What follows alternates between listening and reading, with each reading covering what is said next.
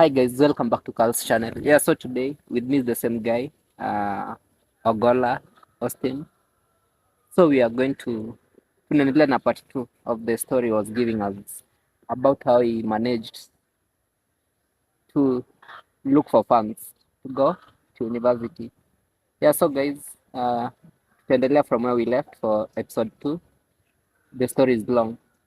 Unafaa kuwa na maji hapo na glass as you sip you listen to him as he speaks. Yeah, so Ogola, you told us that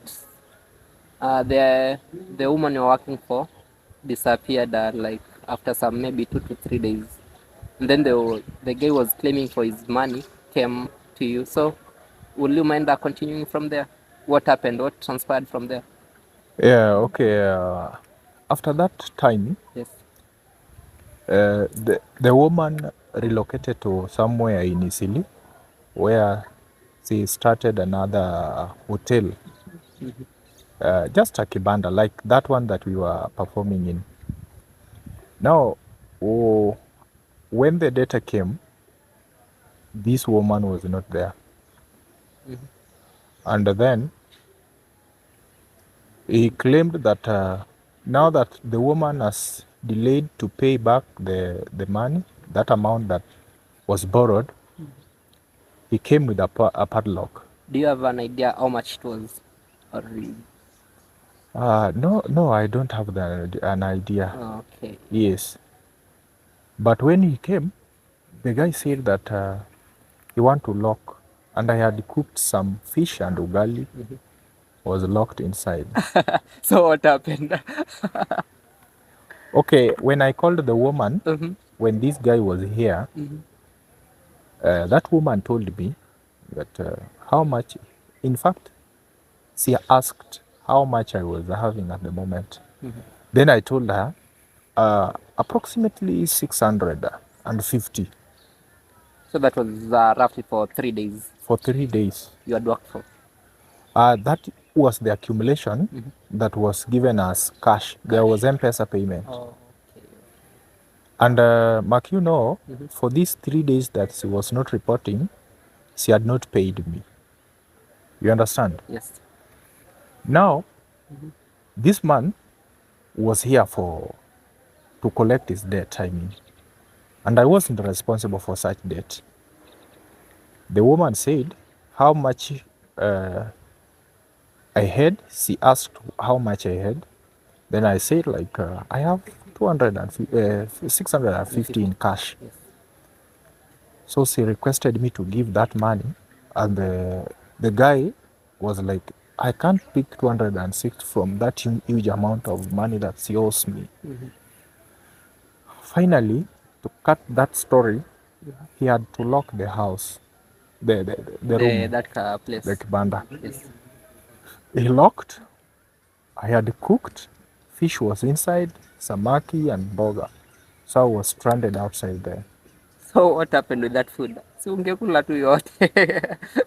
No, it was many. No, You I couldn't was, eat. yes. Even if that cycle of eating wasn't there, that was job. And such kind of frustrations, Yeah, so you can't bear them at good mood. Yes.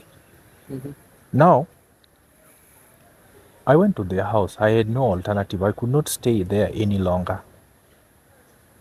I shifted to a guy who brought me there. I passed through his place of work, and I told him about the story and how we went about it, and why I'm returning to the house, that the place is now locked. So I went back. The following day, this woman called me over the phone. She said that she has relocated to Isili. I can report to Isili for the same duty with the same kind of payment. So that was my first time commuting from any place apart from my usual place of job to Isili. I had not traveled any place within Nairobi. In fact, Isili was the first during that morning. So I asked the boy who we are living with, and we went to somewhere around around there. That is where I took that The matatu, matatu and I went to Isili. I reported there at about 8:30, I mean, in the morning. In the morning. Around 8:30 to 9. So then when I reached there, she was not equipped with finance. So that saving that I had, she requested me to borrow her 200, for example, so that in the evening she will give me accumulation of daily payment. The total which she had owed you. And that. And the one you. So I did that. I did the work up to the evening.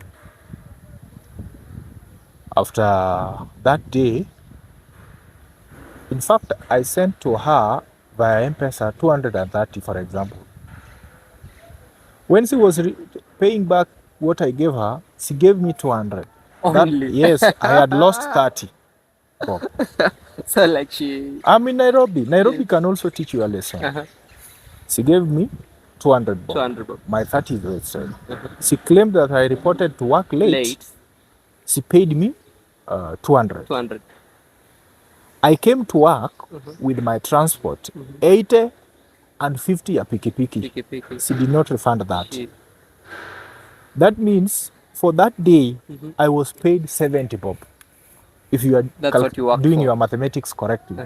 So that's what you worked for that day? For that day. So when I went back to the house, I sat with the boy whom we were living with. And the one who was doing Nairobi? Yes, I told him all the story and all the kind of shit. And he recommended me that do not resume to that job. Don't go. Yes. We will try to find another one. So I was like, why don't we try another one? During this time that I was here with the boy, his sister was living with us. When I was coming from home, this was a story that was not disclosed to me. Alafu, there are things that I would not include there. For my respect and the people, I cannot. Allowed. There were some uneasy environment for us. And his sister was like, wewe rudi nyumbani, tukutafutie job, alafu tutakuita. Tutakuita. Yes. Hey, and I was like, mbona ananiambia hivyo, waishi? And then pressure built.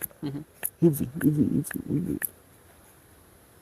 I said to the guy, now that this is not a place or I'm being accommodated due to 1, 2, 3 that is happening here. Unsafe. Yes, some people are unsafe. What can we do? He was even stranded. He told me, just come down. I will deal with the situation by myself. Unfortunately, this lady brought her husband, whatever, into the house for some days. Obviously, where could we sleep? So that you just... we could not sleep like with a visitor inside there.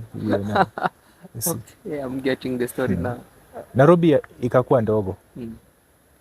Pressure bwana, hii nobody. Umetoka nyumbani.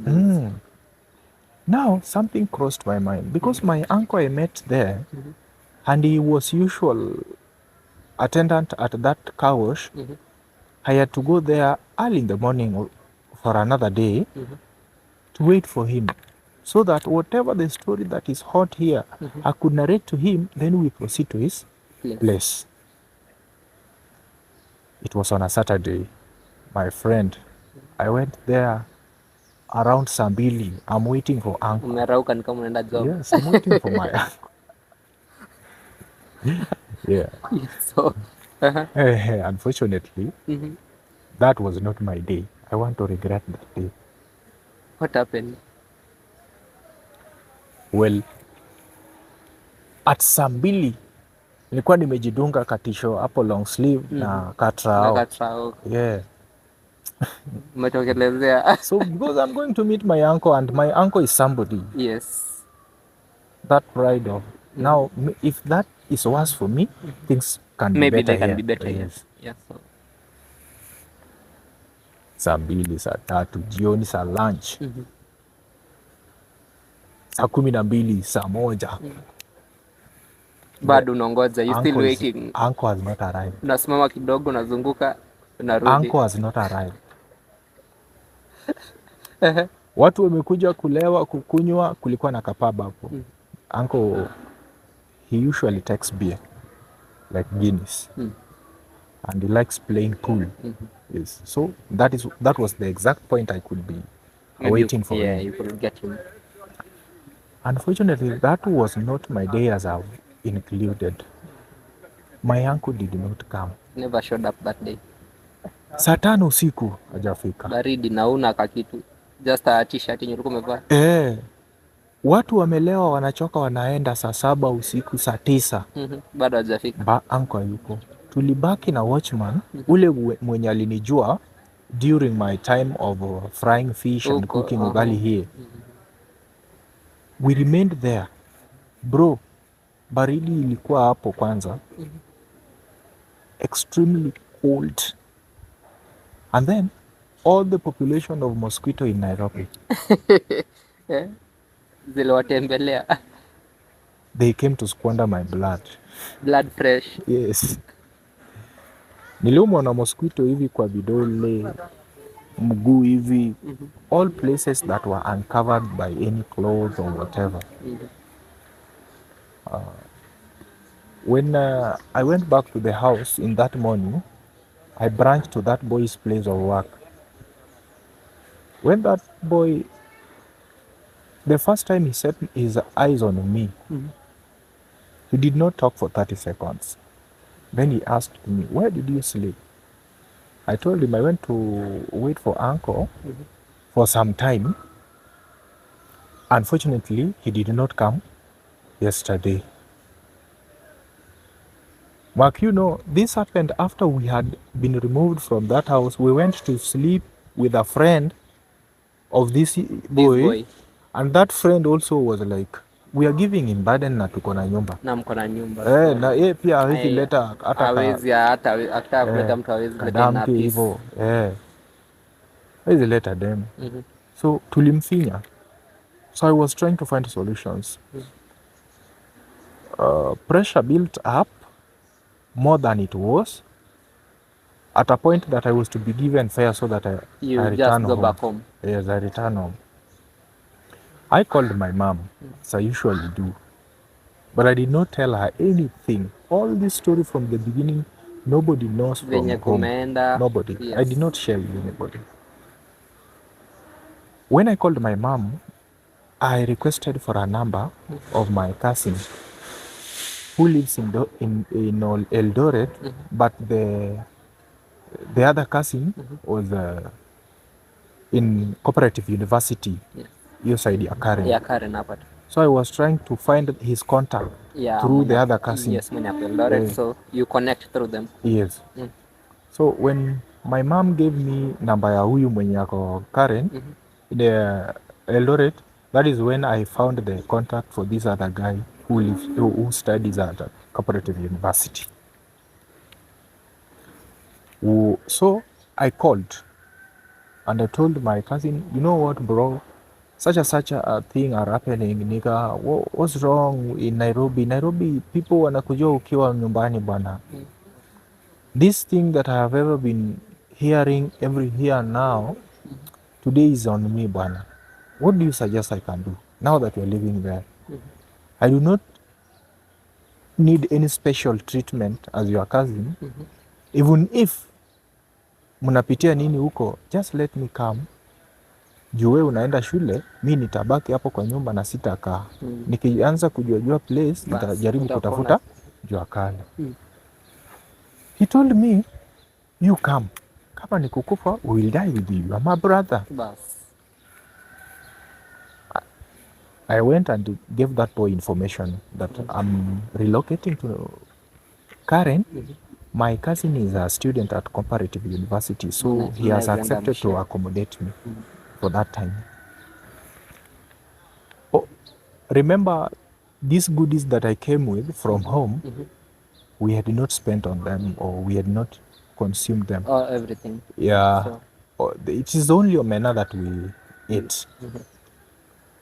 So I carried my your things, your belongings, whatever you came with. yes, to carry.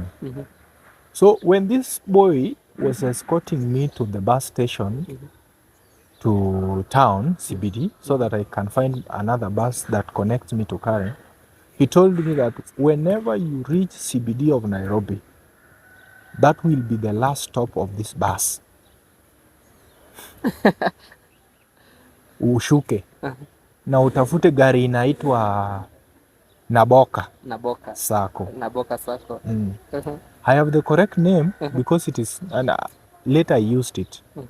But mimi nilisikia kitu ingine. Ulisikia nini? Kwa boka. It's supposed to be Naboka.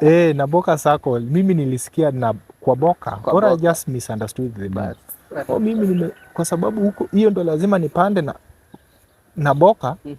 Mimi kufika Nairobi CBD nikaanza kuuliza watu, niko na msigo hapa mahindi. Ile mahindi yangu na kabag kangu. Sasa naangalia watu hivi.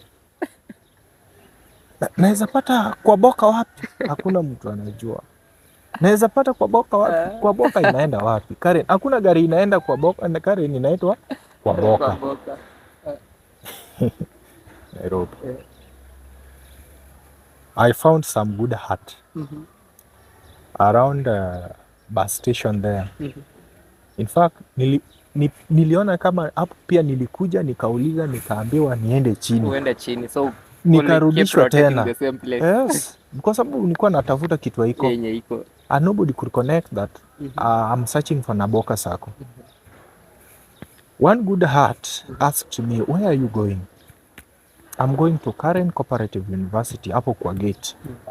That is the instruction that I was given by my cousin. Which matatus goes there? They are called Naboka, sio kwa boka.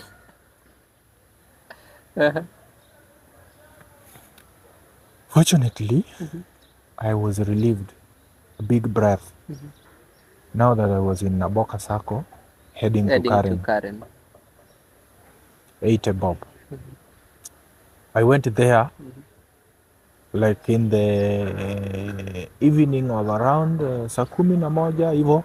I was exactly at that place. Then I called my cousin where he instructed me to connect with a motorbike to the other side, Gatanga, where they lived. Students usually live in Gatanga. He received me.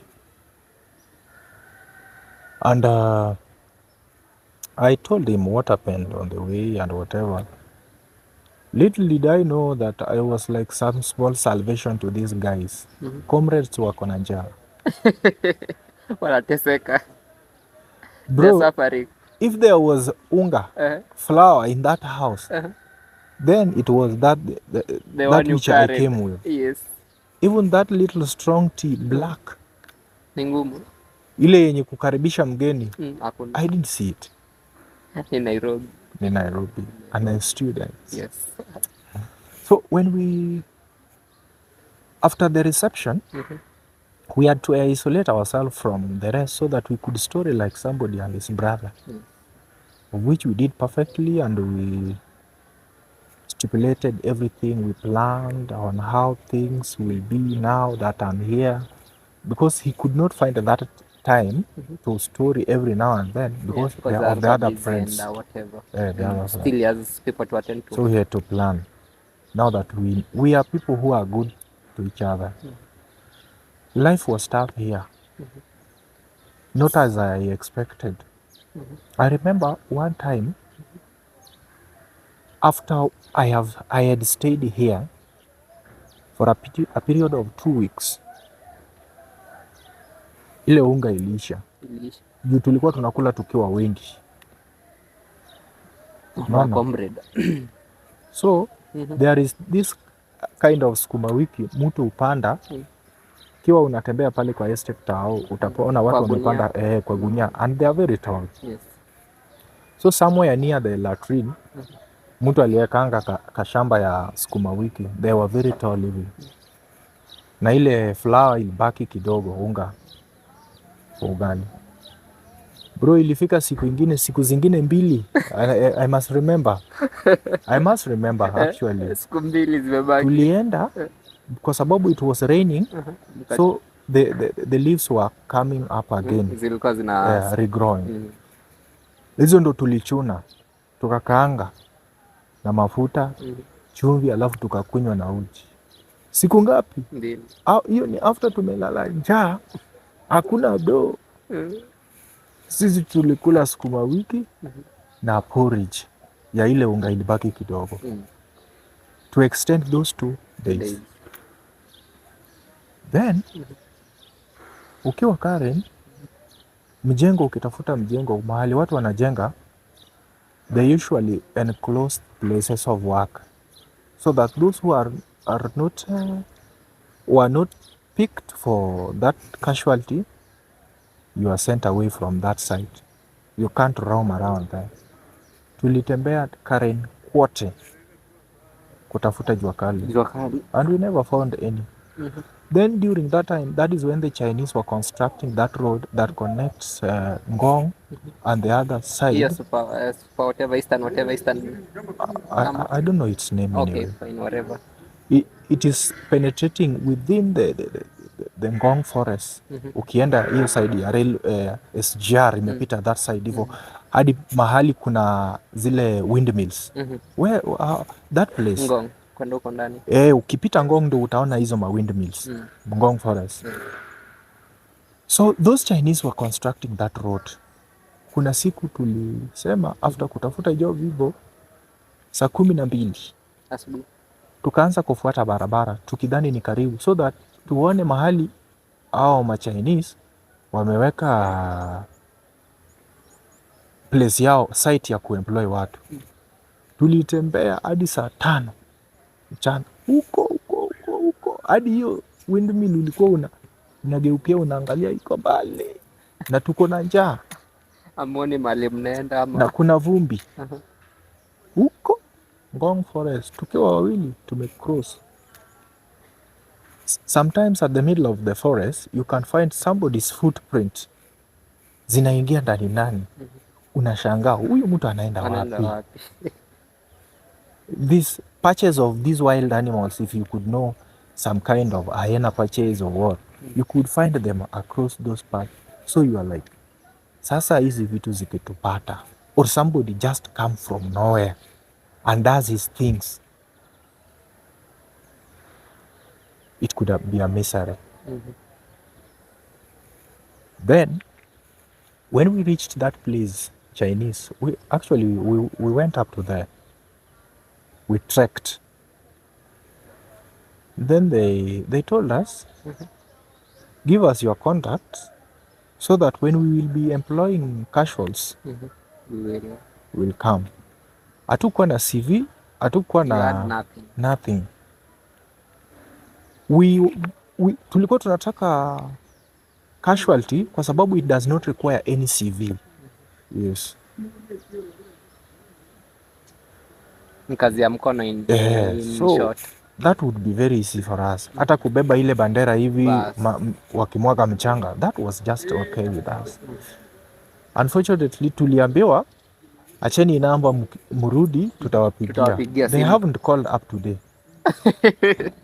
So kulienda after hapo tulirudi tukatrek tena kitu saa 11 ndo tulifika Gatanga tena.